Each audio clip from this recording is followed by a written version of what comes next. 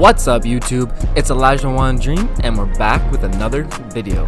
So today I want to show you guys the new build I've been rocking out with. So it's actually a really popular build, but I actually made it at 6'5". So it's actually the BP build, but it's really pretty much the same thing, but you're 6'5", you still get pretty much all the same ratings as everything else. The only thing you don't get is a 99 speed, but you still get up to like a 94 or 95 speed.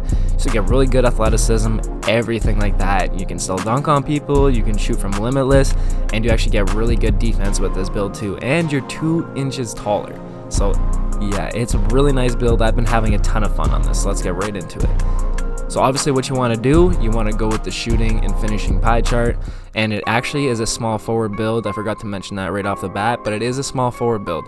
So I mean, if you're running threes and you can run with like a rebounding wing and then another like sharp rim or glass lock that can shoot, you can run the PG, it's all good, everything like that. Now I have been playing a lot of rec with this, and I actually get put at the 4 quite a bit, so it's a little frustrating like that, but I've been okay with that because I still can stretch out the defenses, everything like that.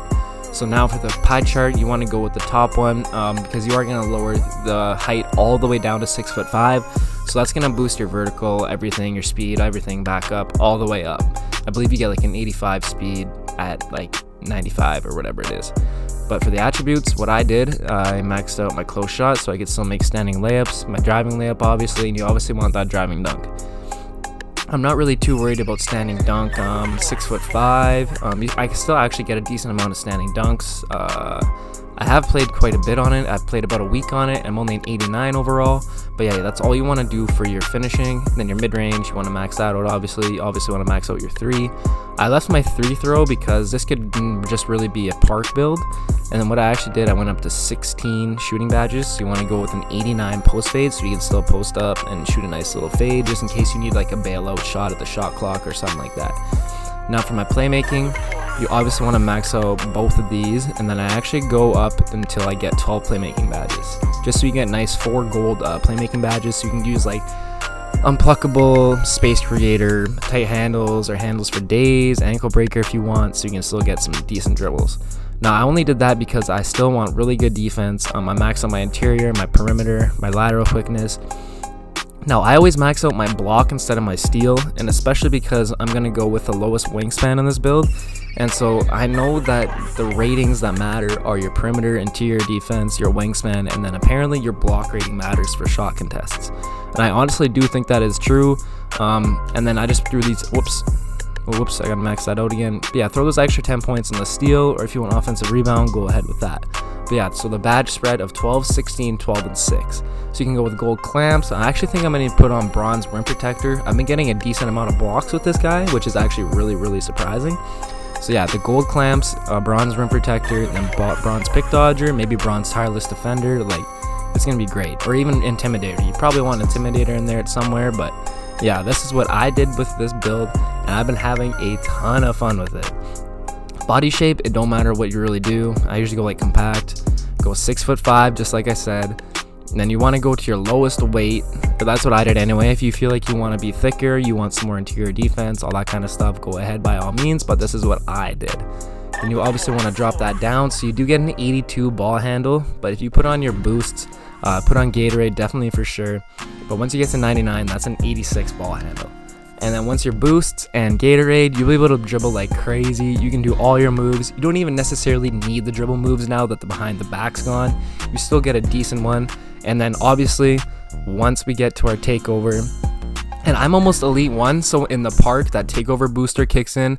So that means my ball handling goes up a lot faster. So once I get maybe like halfway up my takeover bar or something like that, I can be able to speed boost, all that kind of stuff like that. Then once I get my takeover, I got my Hall of Fame finishing badges, all that kind of stuff. It is so deadly. So I went with the slasher because you still get that plus 10 ball handle. Now the playmaker would be really nice because then you're gonna get that 99 speed. You still get Hall of Fame contact dunks. You still get the elite contact dunks at 97, I believe, because you have an 83 driving dunk. So yeah, you can be really fast with this. If you want to throw on ankle breaker on gold, this will boost it up to Hall of Fame, so you can snap ankles with that. Or you can go with the sharpshooter takeover if you want. You really can't go wrong with one of the takeovers. This build is so nasty. Like, Pick whatever one you want, but I want the slasher because I want that extra dunking rating, because then I can even space out the floor a bit more. They're gonna be like, oh no, he's gonna dunk on people, and I love it. You can pick and choose, like one game you can be a slasher and one game you can be a shooter. You can do a bit of both. It's so fun. I am really liking this build. But yeah, I went with the slasher, and now let's see what we get here. So we get a Paul Pierce, Chris Middleton, and a DeMar DeRozan type, or similarities, I should say. But yeah, it is an offensive threat. This is basically a 6'5" BP build. It is hella fun, and I've been having a ton of fun on it too, you guys. So I definitely would recommend this build. Now, if you guys want to see what I do for badges, we can do that real quick. Let's get loaded up here. So obviously you want to go to 95, or 99, So what I'm doing right now, I'm definitely going to use Giant Slayer. Once I get the elite contact dunks, throw that in Hall of Fame. And then I was also going to throw in fancy footwork. That's what I would do, just because you're going to still be really fast. And then those hop steps are OP. You're going to be able to catch bodies. And then if you have a big man protecting the net, you can do a Giant Slayer. But you guys can spread them out however you want. That's what I'm going to do. That's what I recommend. Quick draw, I usually use Hall of Fame, but you can go gold if you want. I would recommend Hall of Fame range extender for sure. Catch and shoot's kind of up to you if you really want that. You don't necessarily need it. I don't even have that on, and I've been greening like you've seen in the clips before, and I'm an 89 overall still. And the only badges that I've had so far are gold range extender with no quick draw, but now I put on gold quick draw and bronze range extender. That's all I've used in those clips.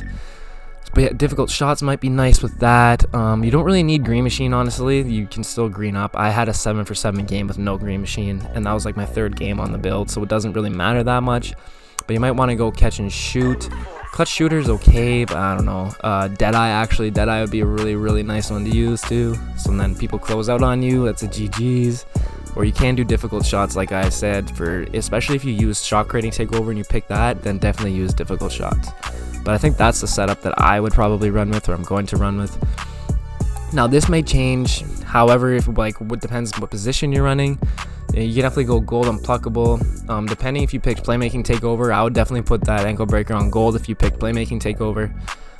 You definitely want handles for days if you want to dribble with this build, but you don't necessarily need ankle breaker. You can still have those. Then you can have your tight handles right there. And what else is there? Your quick first step. So right there you got all the gold playmaking badges that you need to be successful, really, and like still be able to create space, get by people, all that kind of stuff, and you have a 95 speed.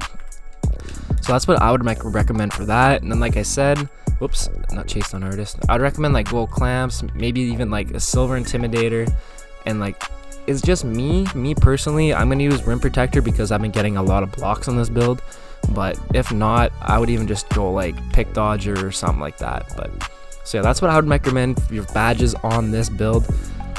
If I ever were to hit legend on this build, it would be even more nastier. Like, I can't wait. I kind of want to hit legend, but I don't know if I'm gonna have enough time in the end, but we'll see what happens.